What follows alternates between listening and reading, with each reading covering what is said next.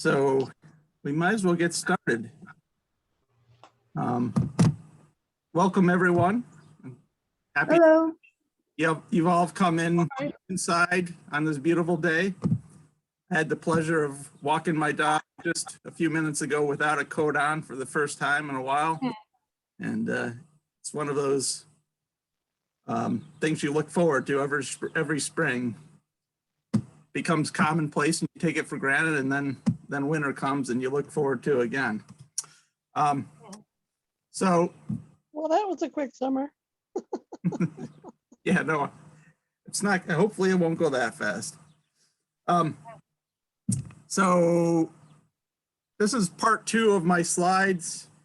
At this point I'm maybe 15 or 20% into the total pictures I have here, so we could keep on going if you are still interested, but I won't ask you about that until the end.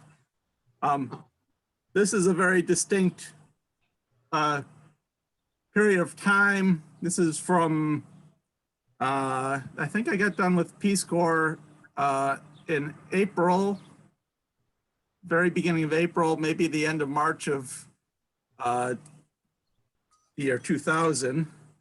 And I had traveled a little bit while I was in Nepal. I took vacation to Thailand, got to India once, and I hadn't gone home in over 2 years, but I was still sort of interested in traveling. They call Peace Corps a volunteer service, but they do give you some money every month that you serve. So I had a couple $1,000s in the bank account, and I figured I'd make the journey home a little bit more interesting and lengthy than it had to be. And at some point during my Peace Corps service, I had run into another volunteer had mentioned the Trans-Siberian as something that he would be interested in doing. He was going to finish before me, I guess, and I guess he had bad timing, because when he went to the Chinese embassy in Nepal to get the visa, he had his passport basically thrown back in his face, because it was right after we bombed the Chinese embassy in Belgrade. So he had bad luck. By the time 2000 came around, things were, back to normal. And it's the Trans-Siberian, but I wanted to see some of China before I got onto it. And the Trans-Siberian does have legs that go down to Beijing to begin.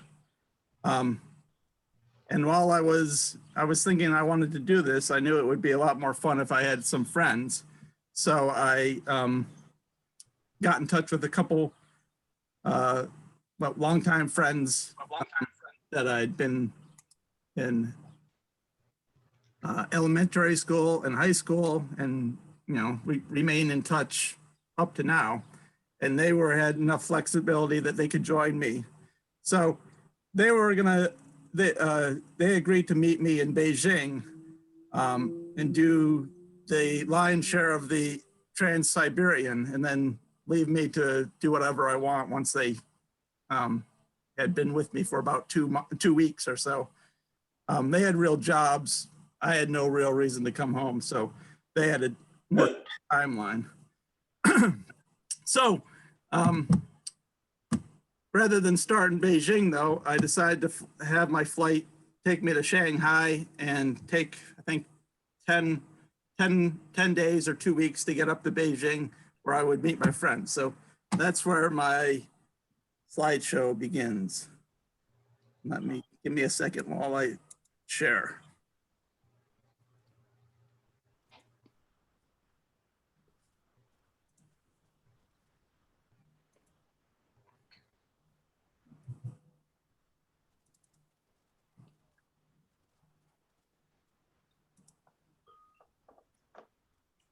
coming. Don't worry, it did do what I wanted it to do, but it doesn't mean I can make it work. If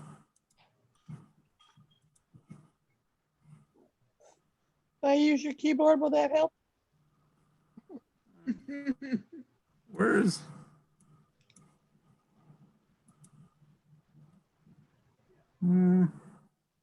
I just had the options up just a second ago, and now it's not giving me what I am expecting to see.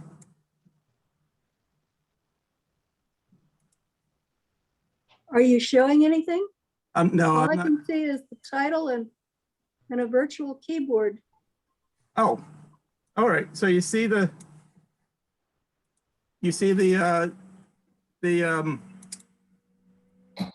that's the great. title. Okay, Yeah, good. I that's wasn't sure that was coming up. Okay, so we're good. So that's my title page, the Trans-Siberian Express and more, because Trans-Siberian would be basically through the length of the length of Russia. But I had added on a little bit in China and on the European side too. So I was going to try to go to Amsterdam. As you can see, it begins or ends depending on your perspective in Moscow. The main leg goes all the way to Vladivostok here. Yeah, right on the Pacific coast. That's entirely staying in Russia. They've got one leg that comes down to Beijing. This is through Ulaanbaatar in Mongolia. The second one has been built through Manchuria, also terminating in Beijing. And then there's a northern route in Russia. I forget the length, but it's a long way, obviously. It's 1,000 miles there. No, it can't be. Yeah. More than 1,000. Wow. Kilometers. Holy cow. Here's another view where you can see some of the countries in the vicinity, the cities along the Trans-Siberian. You got Kazakhstan, Mongolia, China, all pretty nearby. So, flew to Shanghai, and that in itself was a little bit of a culture shock from Nepal. There wasn't a lot of neon signs or, it was a real, I guess, cell phones had taken over in the US and China during the time I was in Nepal, because when I left, it was pretty rare. And then when I came to China, they were all over the place. Just the tall buildings, and this was the part of Shanghai that's reminiscent of Times Square. And so it was a little bit of culture shock. I remember I'm not a big fast food fan normally, especially now, but when I got to China, I went to Kentucky Fried Chicken for lunch and then went back to McDonald's for dinner. So I guess I did have a sort of pent-up desire. This is the kind of modernistic scene. This is Shanghai Television Tower. The building in the background is one of the tallest buildings in the world. I just found this comparison photo as I was looking at it. This picture right here is my picture from 2000, the year 2000. This is more recent, so you can see all the buildings that have gone up in the meantime, just in the past 20 years. This building off to the right that has the blue lights on it, that's, I think, the second or third tallest building in the world. This building right here is this building. And so you can see there's a whole bunch of buildings that have gone up And I understand like in the 1980s, maybe this was just a rice field. So this is just Wow. typical of Chinese, the development of in the Chinese economy. Okay, so one of the things I like to do in whatever city I go to, if it's a port city, I like to take a tour or get out on the water and see what it looks like from the ocean or the river. A couple of the some of the ocean going, the boats that I saw in port, interesting little vans. We went by shipyards with towering loads of these shipping containers. It just shows you that it was a real important port in the world for China. So I had 10 days there. I explored the city a bit. Not too far from this city is the city of, not too far from Shanghai is the city of Suhou. It's a famous garden city. Has numerous gardens that I guess the officials of the town sort of competed to have the nicest gardens, and they've kept them, and they're really beautiful. So this picture sort of shows that. I'm sure I have other slides of some of these places. I'm not sure where they are, but at least I have one of this. Oh, Some of the typical Chinese architecture, street scene. Looks developing compared to the United States, but looked quite developed compared to Nepal, though. It was much cleaner and their infrastructure. And another thing that I did during that 10 days was take an overnight trip on the Grand Canal. Grand Canal, I think this little map here on the corner shows, this is Beijing up to the top, and it goes all the way down here. And I think Shanghai is down here on this peninsula. So that's a 24-hour train trip right now. Whoops. Right now, and back to what it took to build that infrastructure 2,000 years ago. Pretty amazing. Where is that Grand Canal, Zach? It's along the coast of China. The map here, it begins up near Beijing and goes all the way to Shanghai. So that's, I'm not sure the mileage, but it's hundreds and hundreds of miles, and it facilitated the development of this stretch of countryside along the ocean, where the population is the most dense and it's the most developed in China. Oh, thanks. Mm-hmm. Nice. Few statues of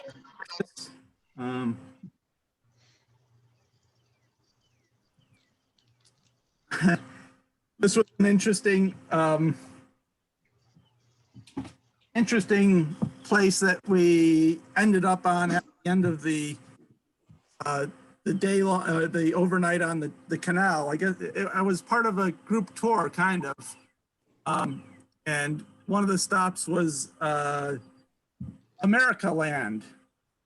You can see it up here on the archway, and it sort of typified all things that you would expect of stereotypical America. You got the Washington Monument, you got the Disney Palace, more in the back of this picture here, typical downtown USA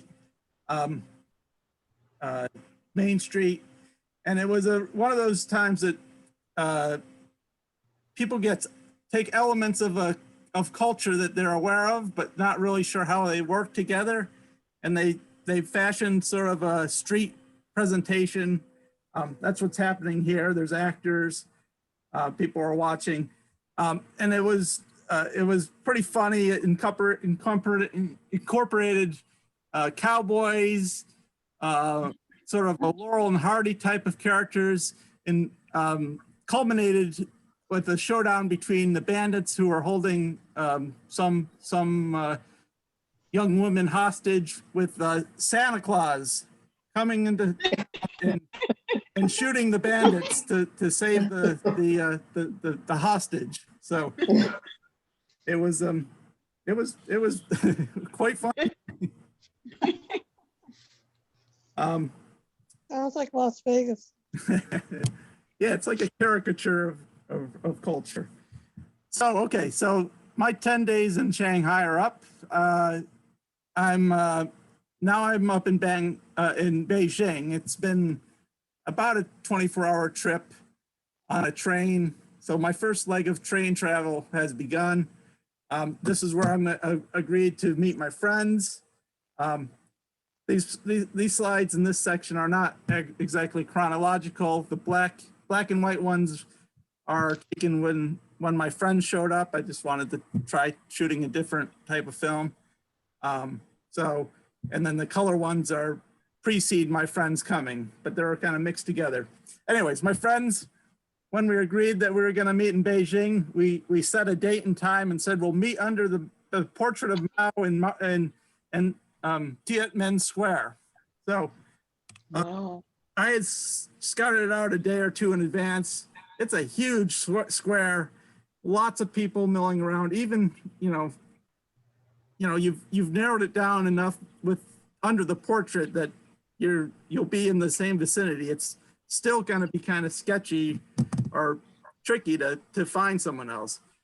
I decided I wanted to try to sneak up and do some surveillance type photography of my friends to see if I could catch them. So I snuck up on the damn time, and it took a little while to locate my friends, but I saw them from a distance eventually. Here's my friend Roth. This is Janet's son, if you remember us mentioning it yesterday. I love this photo just because it's I love the way it's got the arch around him and the soldier, and his face is lighted up in the right way, and he doesn't know I'm there. Then there's another picture that caught my other friend looking around. They're wondering where I am, and this is where my friend realized that he was being surveilled, and I was busted. So then we had a nice tour of the Forbidden City from there. Don't really have great pictures of that. I feel bad for the guide that we had, because having just met up with our friend who we haven't seen for 2 years, we weren't really paying attention to his guiding, but we got to see a bit of the city.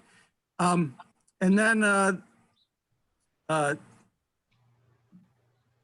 one of the things that we all wanted to do was visit the Great Wall, and you can do that in a variety of locations.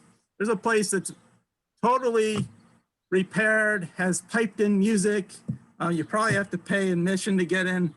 I wasn't really interested in this. I learned of this part of the wall through Lonely Planet guidebook, and it was like an hour and a half north of the city. You had to change buses a few times, catch a taxi. I bet you they had a few people visit it every day. But really, I was out there on my own, and I didn't see other travelers. I went 2 times, once on my own before my friends were there to scope it out, and then a second time with them. So the colors are the time that I visited by myself, and the other ones are obviously with my friends.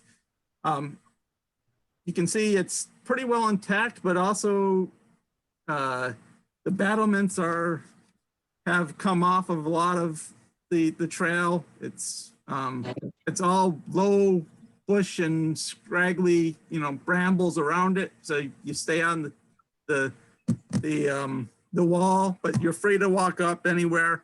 I have a feeling that local people probably have salvaged a bunch of stone off of it to do their own building.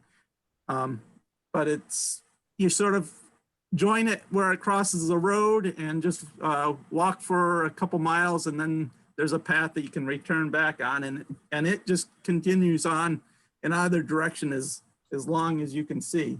So this is looking down off of where I started at the edge of that reservoir. It's very rugged territory. It goes pretty steeply up. It's had no care. It's sections of just wall with a battlements on either side, and then periodically there's a guardhouse that I guess would garrison troops or have supplies in it. So this took me a couple hours to do. I think I started backwards right down here, and then from here I went all the way along the wall up here, down here, and then this is where I was able to down here to the bottom corner, and that's where I walked back to the road. But you can see it snake up the next ridge, and they like to run it along the top of the ridge for defensive purposes, and so it just continues on out of sight. Here's with my friends. Nice shot of Roth smelling some flowers. You can see how steep it is in places. Wow.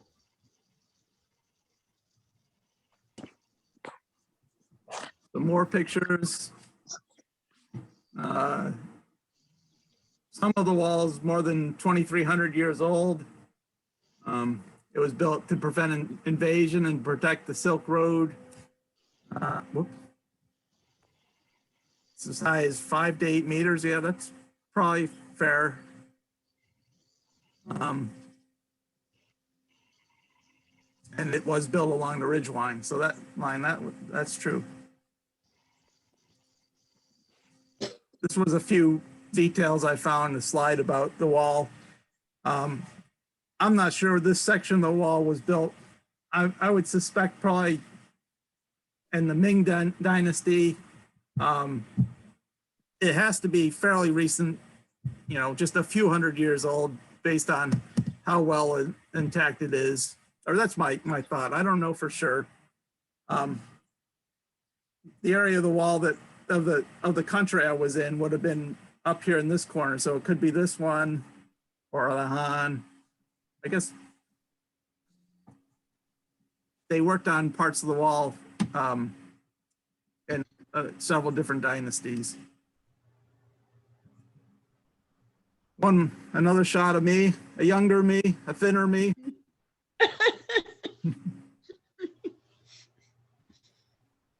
Again, there's a pretty steep decline.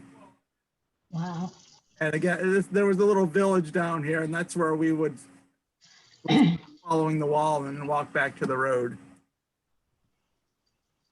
Some other sites we saw in Beijing, it's got a lot of amazing old temples and historic sites. This is the Temple of Heaven. Just beautifully maintained, preserved, beautiful gardens in town. So lots of interesting sites in Beijing. All right, so we're about to get on the train. So my friends are going to be with me for the part of the train going from Beijing to St. Petersburg. Basically joined a formal tour. Well, we weren't part of a group, but a tour operator had arranged our lodging, some of the meals, had each section of rail ticket ready for us, so we didn't have to worry about that part of travel. So it was pretty easy. And we had decided we'd spend, we wouldn't just go straight through, of course, that would be painful. That would not be fun. We decided to spend a night in Ulaanbaatar, some time in Irkutsk, which is a Siberian city, and then the longest time that we'd be on the train would be from Irkutsk to Moscow, and that was about 3 days just straight. So don't remember exactly the time to get from Beijing to Ulaanbaatar, probably 24 hours or so. This is what the trains look like. Loading up. We had I don't know, it wasn't fancy accommodations by any means. We had a cabin with 4 beds. And for this stretch, mostly we had the cabin to ourselves. This stretch, there was a Mongolian woman that got stuck in there with us. She didn't really mind. She just did her own thing and we didn't bother her. So one of the interesting things that you come to on this leg of the trip at the Mongolian border, the gauge of railroad changes. China has, I think, the more typical international gauge, and Russia and some of its surrounding countries use the Russian gauge, which is a little wider, I believe. I believe they did that to slow down invasions if it ever came.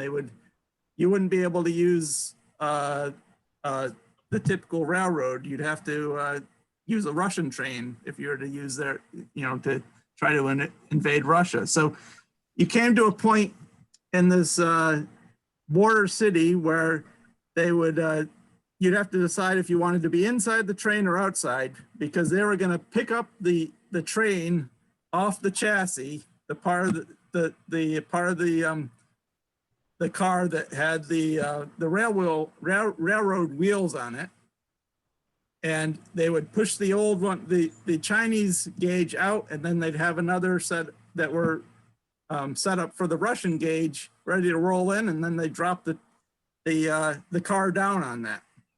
And it was a process that took maybe, I don't know, 45 minutes or an hour.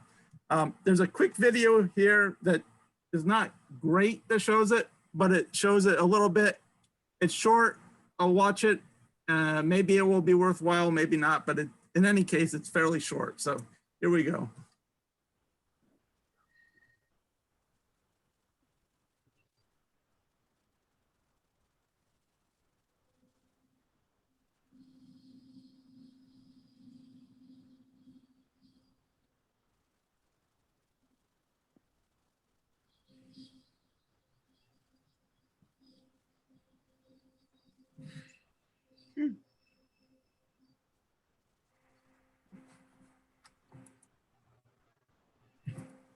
So I recognize that very place. I remember the process. We just stood on the side there and they picked up the train and rolled in different wheels and set it down, and then we were on our way.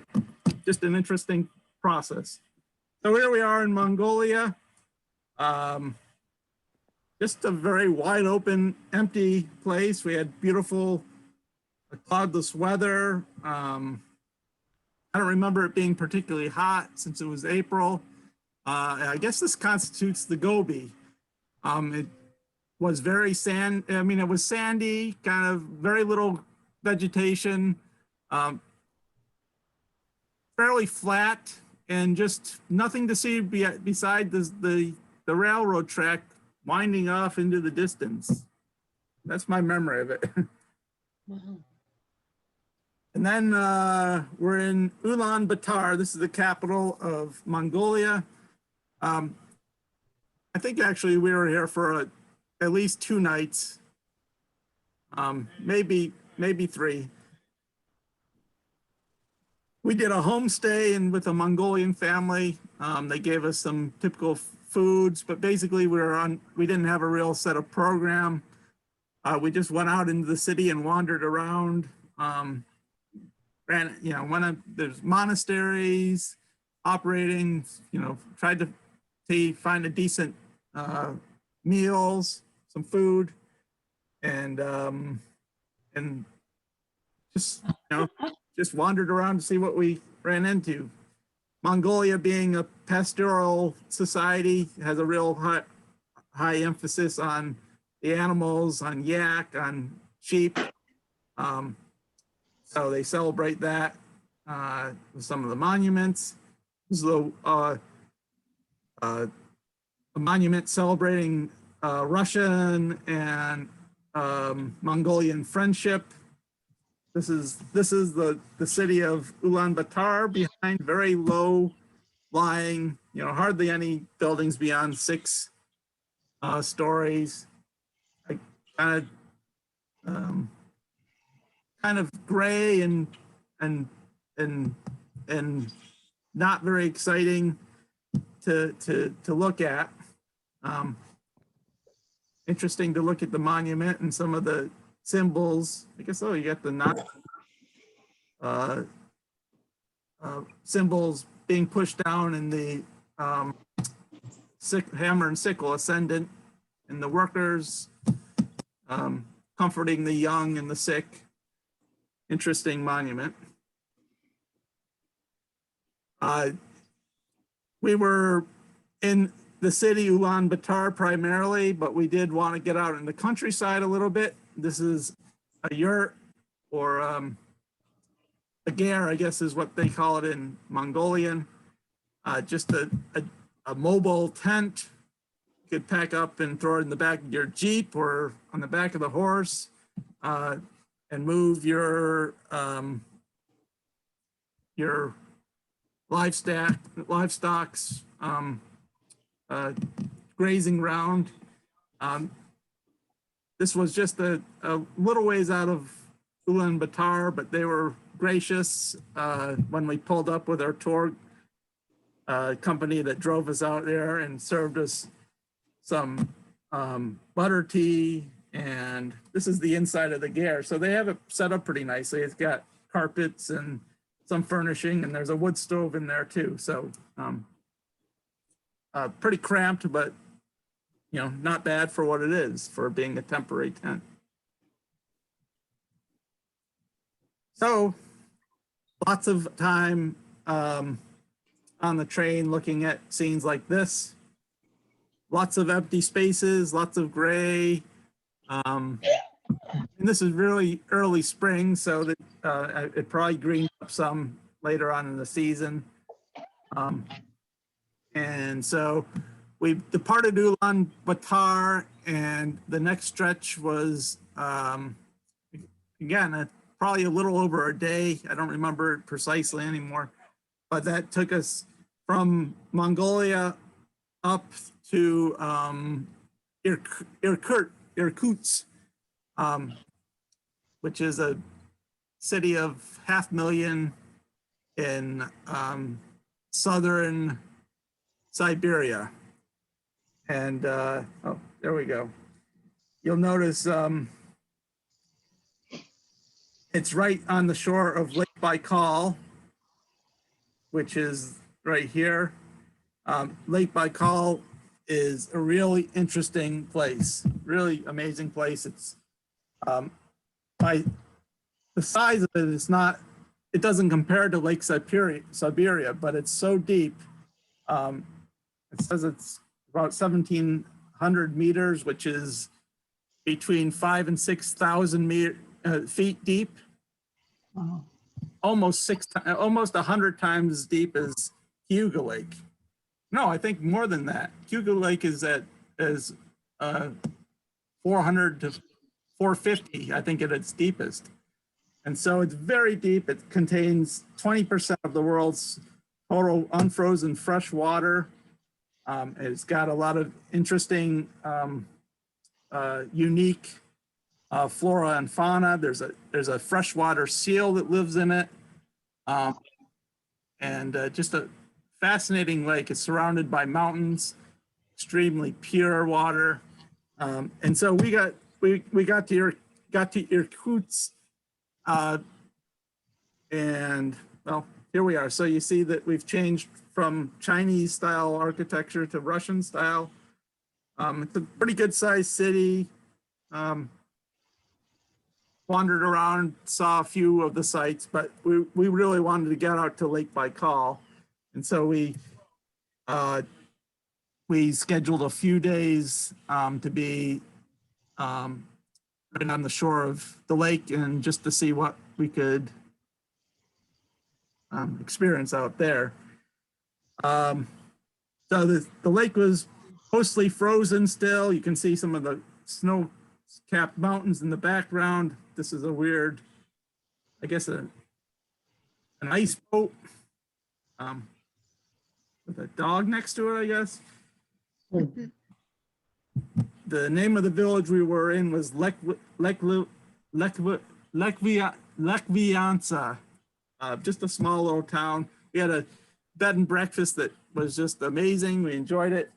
This was typical of most of the houses you see in Siberia, just sort of small, shuttered with, painted green or pink or red. And the village all sort of nestled together. Didn't see hardly any people actually in this town. There's a couple there, but we wandered around and there was hardly people to be seen. Again, this is the town. If you look out here on the lake, this is ice. So the lake was frozen, and you can't really get perspective, but the ice was probably taken for cold storage or something, and the ice was about 1.5 feet deep, so it was seriously thick ice. Wow. I read something that said that the ice could get as deep as 6 feet deep. So I guess that depending on where you are, but this was the beginning of April, I'd say mid-April, and it was still really frozen solid. So there's a proverb that says, if you dip your hand into the lake, you will be with 1 extra year of life. If you dip your foot in the waters, you are rewarded with 2 extra years. If you dunk your entire head into the lake, you will be granted 5 extra years. And if you completely submerge yourself into the water of Lake Baikal, hands, feet, head, and body, you will either extend your life by 25 years or be killed immediately. That was a chance we were willing to take. So we all got in. At this point, still within our 25 years of extra life. I guess anything could happen when we get to 2025, but I'm assured up to 2025 based on this. Robert. Ralph was smart enough to keep his clothes on with me having a camera nearby. My other friend jumped in skinny dipping. So I've got that as a leverage over him for the future. All right, another shot of the lake. Nice scenic. So this is Frozen. the lake in general was frozen. There's many hundreds of rivers and streams running into it. There's only one river running out. The Agra, something like that. And so this is right where the river leaves the lake. That's why it's in here. Beyond that, it would have pretty much entirely have been frozen. All right, some more time on the train. So, like I said, this section I think we left in the evening of one day, and there was 3 nights and 2 entire days. So continuously on train. We interacted with other passengers a little bit. These were a couple of young guys that were headed into the Russian military. Had a really interesting, good conversation with them. They just had some English. It was interesting to sort of touch on politics because they their worldview was that the United States was very much an aggressor, and Russia was not didn't have the corrosive effect on other countries that that we might have been brought up to have. But we talked about it a little bit, but mostly steered through clear of that and had other things that we talked about, which was really interesting. 2 days, 3 nights is a long time to entertain yourselves, especially in a small contained space like this. So we played a version of Spit and entertain ourselves with cards for hours. Food was a little bit of an issue. We had some, we had like jerky and some soups, I think. Had some powdered coffee. You could always get like hot water from the attendant, but there really wasn't a whole lot of food otherwise on the train. What you did was stopped at when the train stopped, which would be every 2, 3, 4 hours. People would be on at the rail station with you could buy bread or some chicken, some pickles, soda or beer, and you'd get off and put together a meal based on what you could find outside the train. Another memory of the train that is really strong was it was being the beginning of April. It was cold, and they had like these storm windows on the train. And by the end of the day, the solar gain from the sun shining on it would raise the temperature. To being It's showing a different picture, but I only stuck at that one. Oh, I haven't been changing it for a bit here. Oh, sorry. I'll finish the story and then we'll get on. So the solar temperature caused the train to get uncomfortably hot. The attendants wouldn't open the windows because they hadn't had approval from central train operations to allow it. And so by the end of the day, it would be hot. Everybody would be a little bit smelly, and it just seemed asinine that such a simple thing as opening the train window, which should have been a given that you can do, caused us to be uncomfortable. But that was one of the problems that we had. All right, so here's the stretch. Irkutsk to Moscow, 2 days, 3 nights through Siberia. And you think of Siberia, you think of deep forests and just sort of wilderness. There was a little bit of that, but not as much as you think. This stretch is the train's been there for 100 years or so. That's where people have settled along. So there's just a string of cities, industry, mining, small towns, all along this band which the railroad represents. And so it wasn't the empty taiga. What's the word? Tundra. Tundra that you might think of with Siberia. Oops, wrong way. All right, so we're in Moscow. This is this is the hotel that we ended up in. I guess you can't see it as well as you want, as I want. It was built by Stalin to compete with America's high rises. It's, kind of the ornately decorated, nicely Art Deco style architecture. And there's 7 of these well, 6 in Moscow, and then they built one in Poland, I believe. So you go and take a tour and see St. Basil's, and this is the gates to Red Square to the right. Lenin is still in a mausoleum on the edge of the Red Square. Here's the Kremlin. Ooh, wow. Wow. You can go into the Kremlin. There's a museum in there. So we did part. It is the center of government too. So it's not all open, but parts of it are.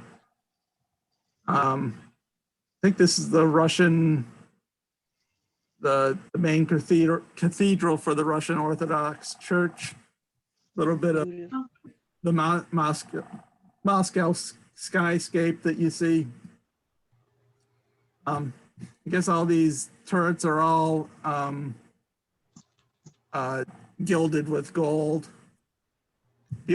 And we were there for 4 or 5 days, and then the train up to St. Petersburg, which is these are all these maps I have are is if you were to drive them, so not exactly the same routes or times, but ballpark. So 8 hours up north to St. Petersburg. St. Petersburg is a beautiful low-lying city. Lots of sort of French Renaissance type of buildings. I guess the architecture is inspired by French and Italian architecture. Lots of canals. Didn't take a lot of pictures up here. I did happen to be there during May Day, so there was a protest. That we're looking back on this is 2000, so Russia had just had a real serious economic collapse in 1999. So these people were unhappy with the current political system. I don't know if Putin was on the scene yet. It may still have been Yeltsin. But the veterans and pensioners were out protesting. They wanted the communist system. All right, so that's the point that my friends left. They flew back to the States from St. Petersburg. I continued on my own.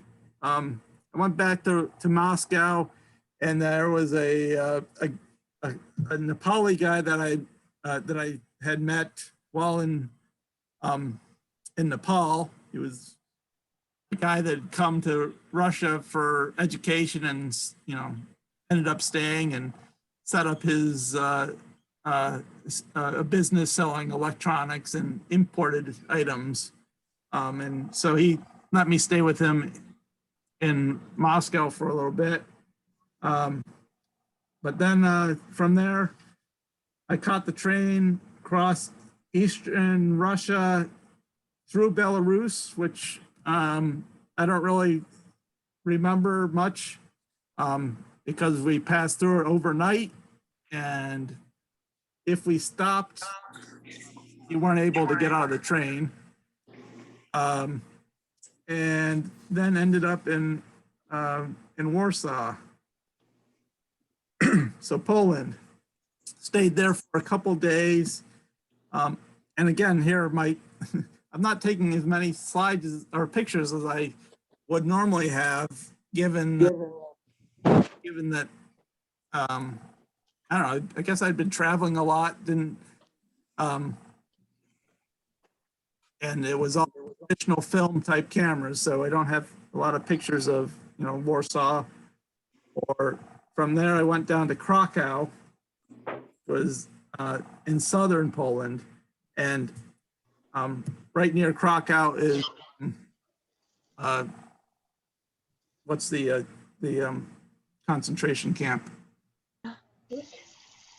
Auschwitz? Auschwitz, yeah, Auschwitz is right there. So it's just a couple hours out of the city, and I toured that, and it's a really powerful place to visit. Not very many people around, but lots of barbed wire and empty buildings for the prisoners. Just block after block after block. When the Germans retreated, they blew up the ovens where they cremated the people that they executed there. Although there were some that survived. So I toured that in the afternoon, and I don't know, these pictures just seem to symbolize that leg of the journey that day pretty well. The barbed wire and the dead tree silhouetted against the sky. Also near Krakow was this Polish salt mine, and it's a World Heritage Site, so I toured it, although these pictures aren't great. You go down the mine, and there's room after room after room of these sculptures that they've made out of salt, and like Virgin Mary, and a lot of religious statues, and it's all, and there's like chapels a couple thousand feet down in the earth, and just a strange and interesting thing to do with a mine. So I did that. After that, I don't think I took any pictures for whatever reason, but I did continue on to complete my journey to Amsterdam. From Krakow, I got on the train to Prague. Prague, visited, it's a beautiful city with castles and lots of medieval history. Spent a couple days there. Went up to Berlin, where I connected with a exchange student friend, a German woman that had been in the area while I was in high school.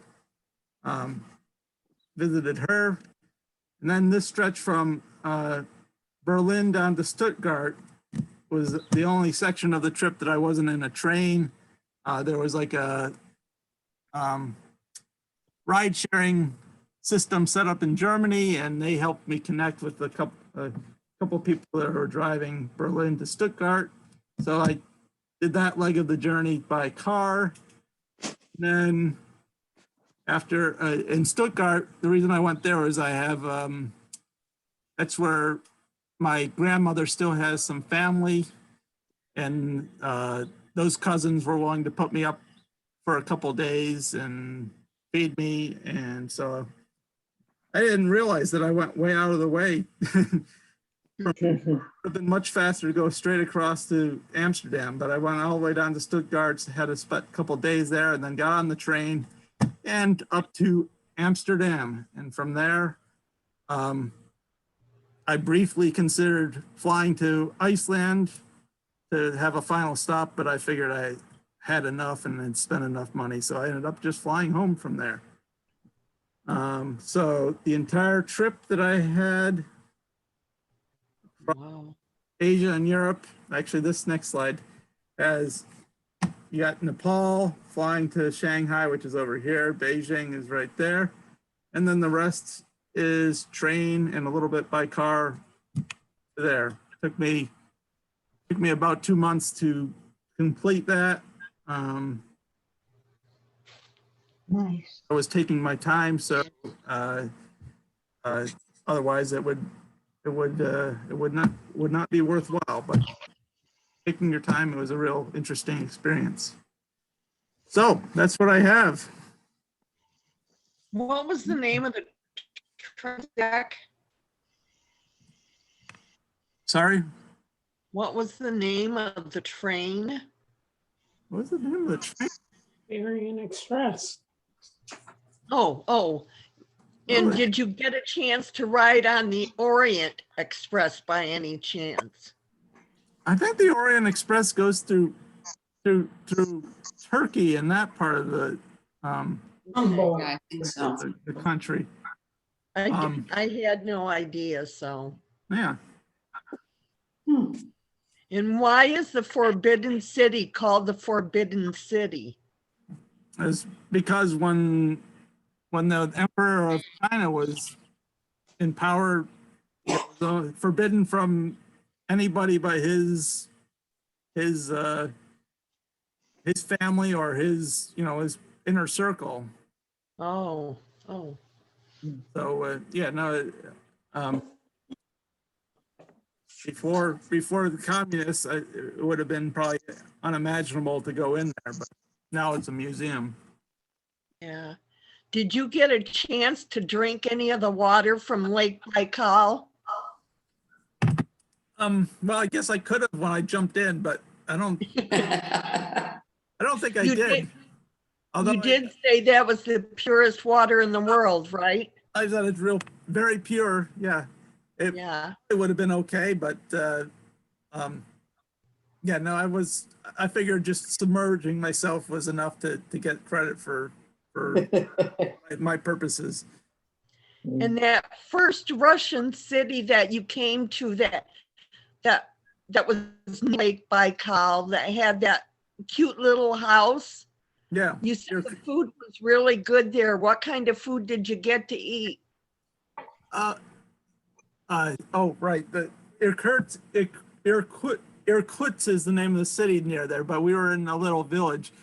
Yeah, that actually was one of my, like, if I look back and say, oh, you think of these amazing days that you have in your life, that day that we spent was a very memorable day because it was fun to be with friends. We were hiking around. We, we're exploring a new area. We had a sauna, a steam bath. Once we got done hiking, we jumped in the lake. Nice. And then on top of that, the woman that did the bed and breakfast made a really good meal. I think it was fish from Lake Baikal and, probably, bread and potatoes or something, but just very nicely done with some Russian beer. It was just fabulous. That's great. Okay. On your Yes, ma'am. second or third slide in, you had a picture, one picture that had a colored picture on the right and the same picture on the left in black and white. In the left foreground, what was that building that had like two bubbles on it? Oh, that's the TV, the TV tower for Beijing. That's what it's called, I think. Oh, yeah, that one right there. Yeah, it's a TV tower. Oh, I guess I missed that part when you were explaining. Yeah, no, that's fine. So I don't know. It's Interesting. pretty new to the year 2000. It was pretty newly constructed, but Yeah, the color of that's beautiful. everywhere around there. Thank you. Any other questions, comments? I'm curious, did you go into the Peace Corps right after you graduated?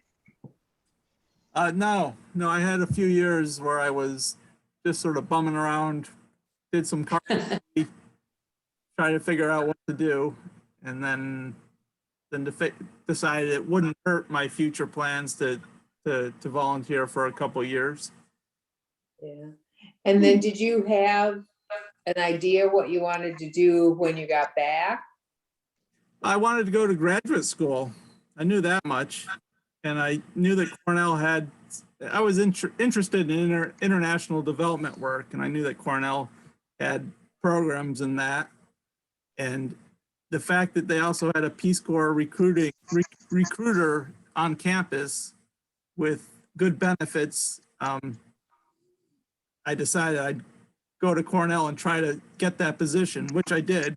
And so I got through graduate school without taking any debt on, and studied Wow, that's fantastic. Oh, nice. some interesting subject. Although I guess I don't know if it's related exactly for what I'm doing now, but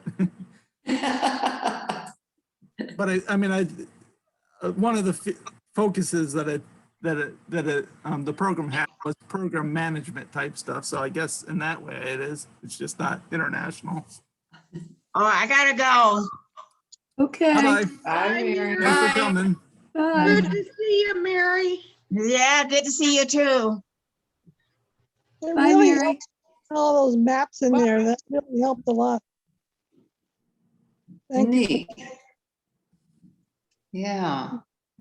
And did your friends come over from the United States that were going to travel with you?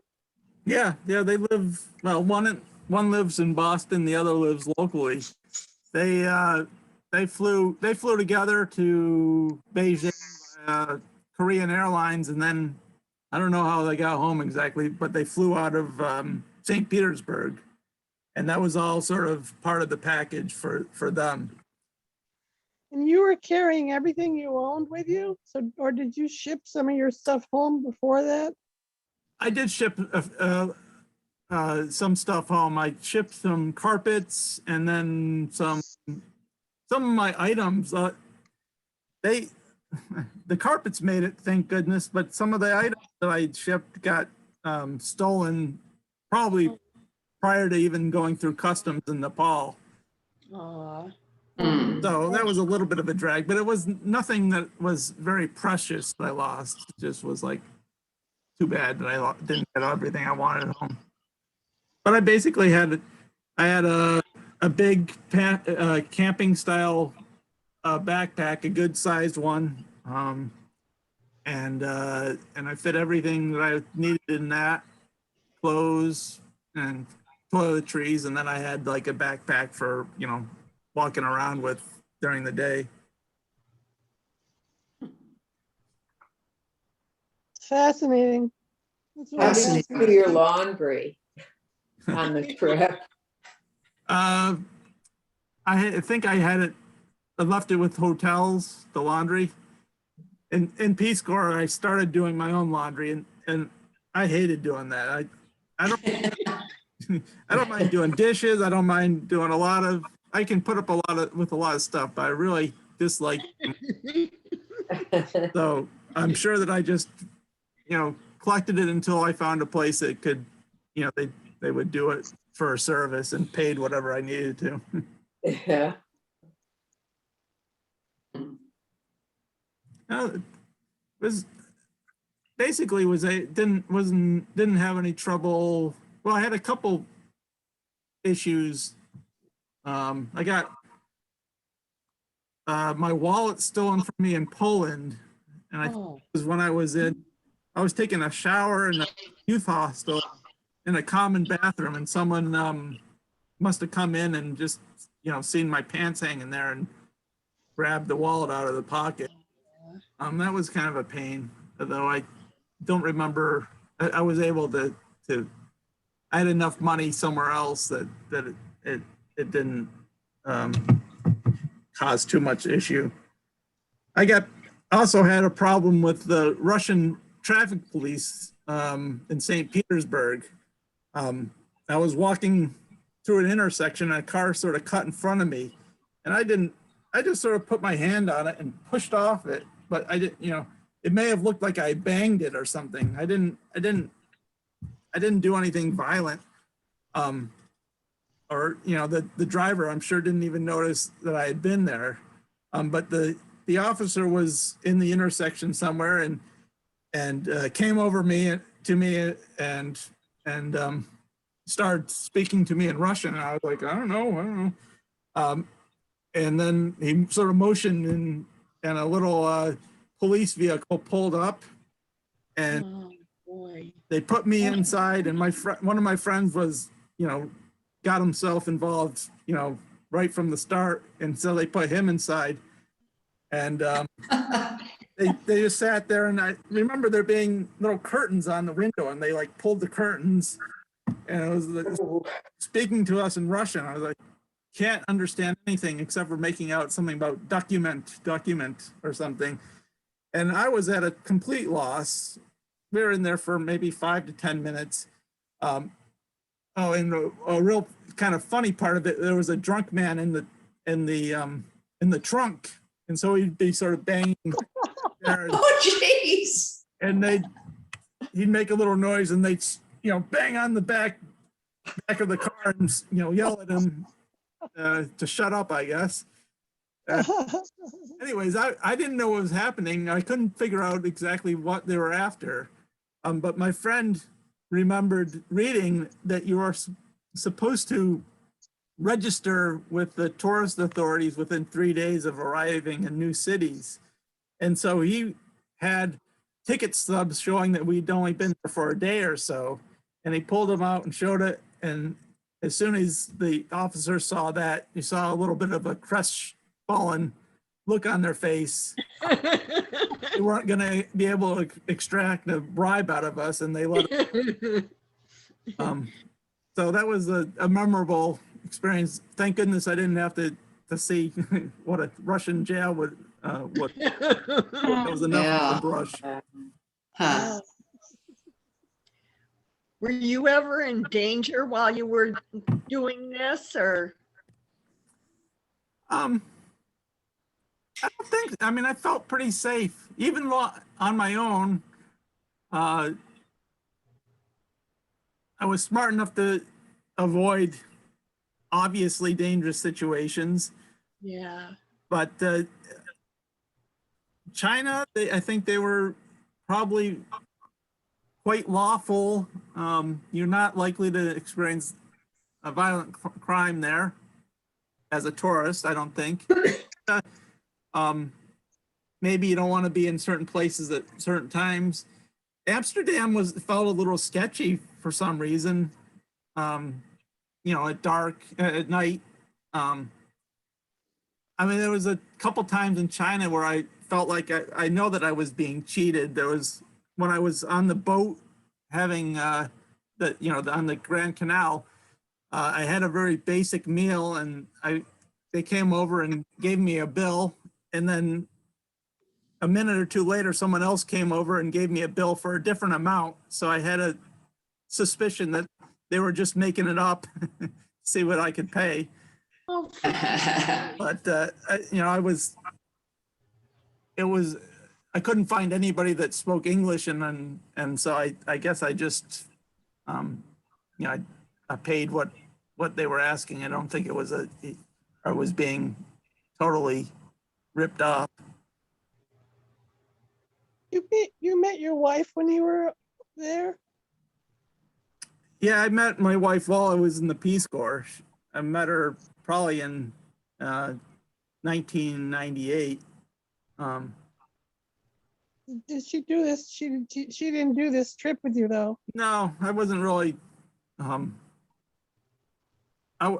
was just leaving Nepal. I ended up going back a couple times afterwards. I guess to see her, among other reasons. I went one time, just maybe 6 months after I got home, and did a trek, and then I went back and did some research on 2 other occasions while I was in graduate school. So she didn't come until the year 2000, I guess, or 2002. So not a long time after, but that was a couple years after I left formally the Peace Corps. Amazing the traveling you can do when you're young. Right. I kind of envisioned regularly going on these trips, interesting places, and of course, when you get family and a mortgage and responsibilities of a job, then that's not the reality that you can live. So, Great that you did though. take advantage of your time when Yep. you're more free. Thank you very much. Very interesting. All right. Yeah, it was wonderful, Zach. Thanks. Well, thanks for your interest. Hey, Yeah, Yeah, thank you. That was really good. Yep. Yeah. Phyllis. All Thank you right. very Well, much. have a Good nice luck. afternoon. I have to run a and- kid to you. Portland for her first shot, so Oh, well, that's Yeah, important. good I'm out luck. of here. Thanks right. again. It was So long, great. everyone. Thank you. Thanks, Zach. It was Bye. Bye-bye. Hi, everybody. Thanks, Zach. Bye. Bye. Bye-bye, Bye. everybody. Bye-bye.